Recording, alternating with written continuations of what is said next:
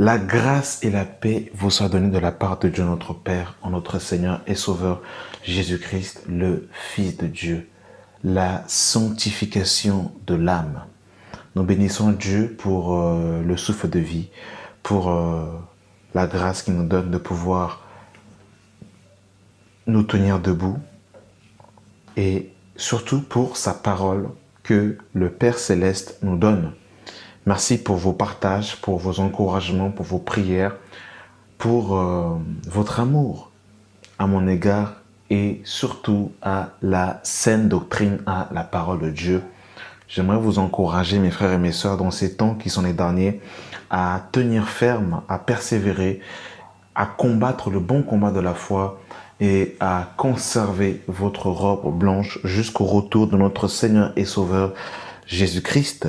Car nous sommes dans les temps fâcheux où beaucoup aujourd'hui méprisent et se moquent délibérément du retour de Jésus et disent publiquement que Jésus ne reviendra pas. Tenez ferme et tenons-nous prêts car l'arche va bientôt fermer ses portes. Alors nous voulons parler de la sanctification de l'âme. Nous avons parlé de la sanctification du corps dans la vidéo précédente. Et aujourd'hui, par la grâce de Dieu, nous aimerons parler de la sanctification de l'âme. Nous allons prendre un premier passage dans le livre de 1 Thessaloniciens chapitre 5.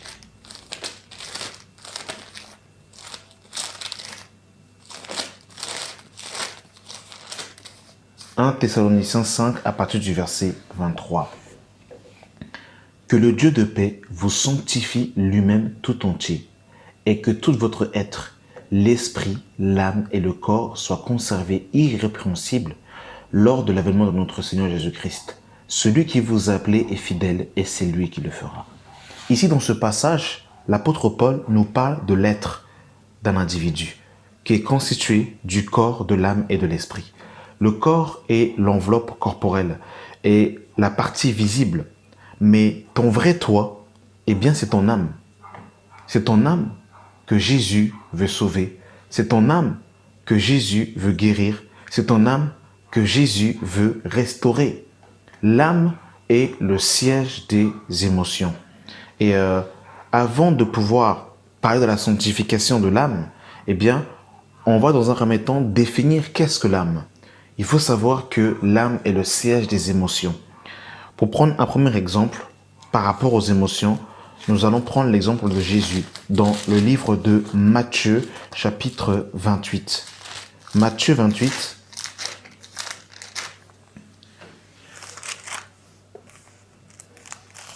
Alors, autant pour moi, hein. Matthieu 28 à partir du verset 36. Là-dessus, Jésus alla avec eux dans un lieu appelé Gethsémane, et il dit aux disciples: asseyez-vous ici pendant que je m'éloigne pour prier. Il prit avec lui Pierre et les deux fils de Zébédée, et il commença à éprouver de la tristesse et des angoisses. Il leur dit alors: mon âme est triste jusqu'à la mort. Mon âme est triste jusqu'à la mort. Alors on voit bien aimé dans le Seigneur que Jésus, au jardin de Gethsémane, va ressentir une tristesse dans son âme. On voit bien aimé dans le Seigneur que l'âme est le siège des émotions. On dirait encore: mon âme bénit l'Éternel. On va prendre encore un autre exemple. C'est l'exemple avec David et Jonathan. Dans le livre de 1 Samuel, chapitre 18, à partir du verset 1. David avait achevé de parler à Saül. Et dès lors, l'âme de Jonathan fut attachée à l'âme de David. Et Jonathan l'aima comme son âme. Ce même jour, Saül retint David et ne le laissa point retourner dans la maison de son père. Jonathan fit alliance avec David parce qu'il l'aima comme son âme.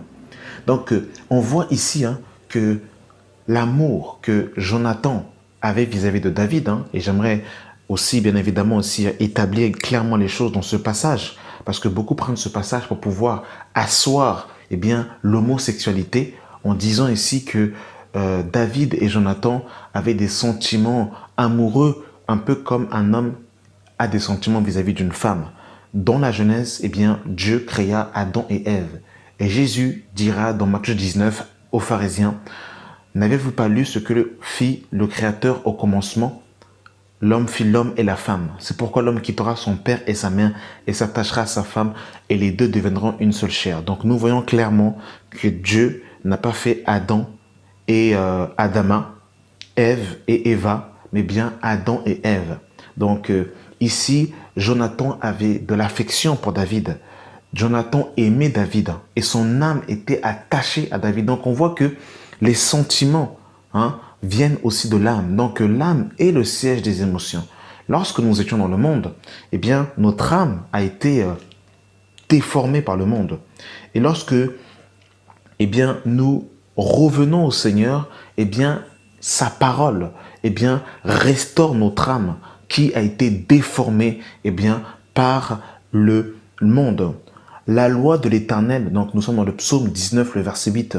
La loi de l'Éternel est parfaite, elle restaure l'âme. Elle restaure l'âme. Donc, vous voyez, bien aimé dans le Seigneur, la parole de Dieu restaure notre âme. Psaume 23, le verset 1. L'Éternel est mon berger, je ne manquerai de rien. Il me fait reposer dans de verts pâturages et me dirige près des eaux paisibles. Il restaure mon âme. Donc, c'est Dieu qui restaure nos âmes par la parole, par son amour, par l'eau de la parole. Eh bien, Dieu restaure notre âme. Et je terminerai par un dernier passage pour expliquer par rapport à l'âme dans le livre de 1 Pierre, chapitre 1. 1 Pierre, chapitre 1, à partir du verset 22. Ayant purifié vos âmes en obéissant à la vérité par l'esprit pour avoir un amour fraternel sincère. Donc, nous voyons maintenant dans le Seigneur que lorsque nous passons par la nouvelle naissance et que nous adhérons selon la vérité de l'évangile, notre âme est purifiée par l'eau de la parole. Littéralement, notre âme est restaurée par la parole de Dieu. Voilà, bien-aimé dans le Seigneur, par rapport à l'âme, ce que vous devez comprendre. Mais bien-aimé dans le Seigneur, tu dois comprendre une chose, c'est que ton âme qui a été restaurée, ou du moins que Dieu restaure par sa parole, ton âme qui est purifiée en obéissant à la vérité de l'évangile, eh bien, Satan va vouloir mettre dans tes sentiments, eh bien, de l'impureté. Satan va essayer de mettre dans ton âme eh bien, des choses qui ne sont pas à la gloire de Dieu. Et comment Satan s'y prend-il? Eh bien, par les 5 sens. Satan eh bien, essaie de trouver des portes, une brèche, afin de pouvoir polluer notre âme. Parce que notre âme eh bien, est en guerre. Tous les jours de notre vie, nous sommes en guerre. Et ça, c'est l'apôtre Pierre qui nous révèle cela. Nous sommes dans le livre de 1 Pierre chapitre 2, le verset 11. Bien-aimés, je vous exhorte comme étrangers et voyageurs sur la terre, à vous abstenir des convoitises charnelles qui font la guerre à l'âme. Qui font la guerre à l'âme. Donc les convoitises charnelles font la guerre à l'âme. Littéralement, ce qui est dans le monde extérieur, ce qui est attrait en fait au corps, ce qui nous entoure, eh bien, fait la guerre à l'âme. Voilà pourquoi ce que eh bien, Jean nous dira dans le livre de 1 Jean chapitre 2, le verset 15.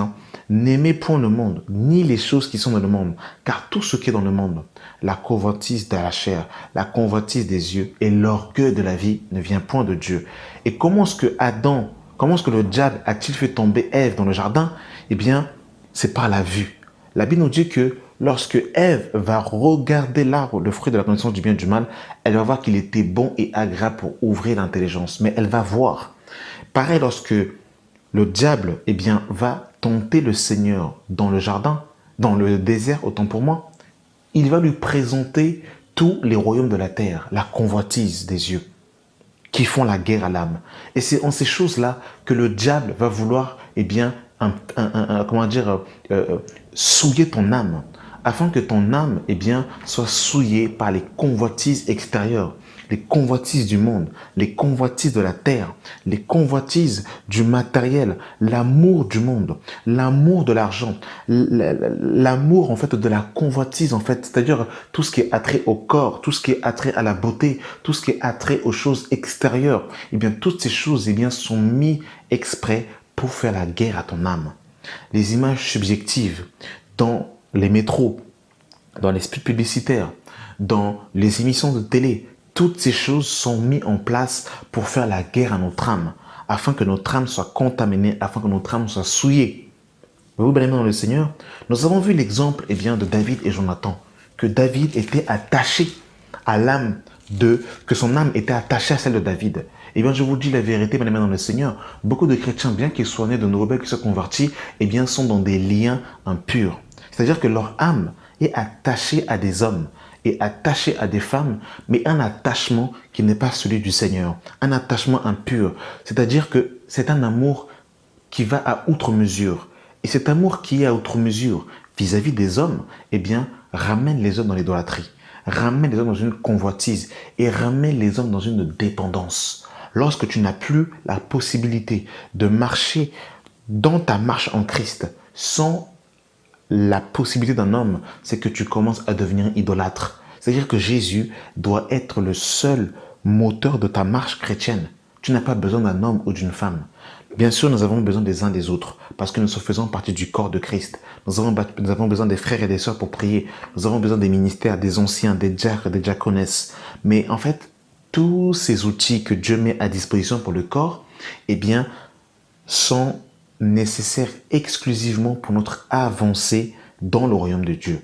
Mais le seul point de contact, le seul médiateur qui doit avoir entre Dieu et les hommes se nomme Jésus-Christ. Lorsque ton point de contact devient ton mari, ta femme, tes enfants, ton pasteur, ta maman prophétesse, toutes ces choses, c'est que tu es dans un lien impur. Et d'ailleurs, Jésus dira clairement dans le livre de Matthieu, chapitre 10. Gloire à Dieu pour sa parole. Matthieu 10, le verset 34. Ne croyez point que je suis venu apporter la paix sur la terre. Je ne suis pas venu apporter la paix, mais l'épée. Car je suis venu mettre la division entre l'homme et son père, entre la fille et sa mère, entre la belle-mère et sa belle-mère.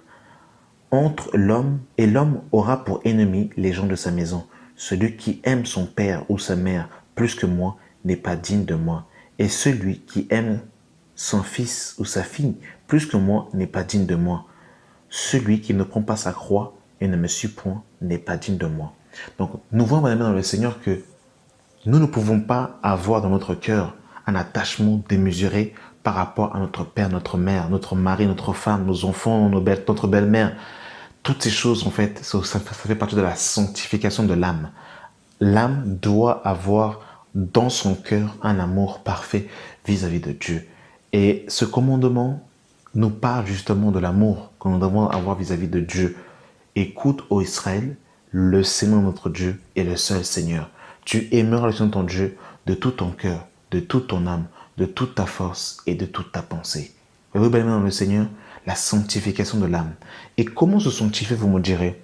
Nous avons lu dans le livre de 1 Thessaloniciens chapitre 5, à partir du verset 23, la Bible nous dit que celui qui vous appelait est fidèle, et c'est lui qui le fera. Dieu se tient garant. Dieu est fidèle. Et Dieu, lorsque nous nous donnons notre vie à lui, lorsque nous acceptons Jésus-Christ comme Seigneur et Sauveur personnel, Dieu fait et commence en nous un travail de sanctification. Nous qui sommes enfants, nous devons être dans l'obéissance. Nous devons avoir un cœur malléable afin de laisser la parole de Dieu travailler en nous, afin de pouvoir purifier, nettoyer tout ce qui n'est pas de Dieu et demeurer attaché au cep afin que la sève, la vie de Christ puisse couler au-dedans de nous. Et voilà, nous sommes dans le livre de Jean, chapitre Jean 17.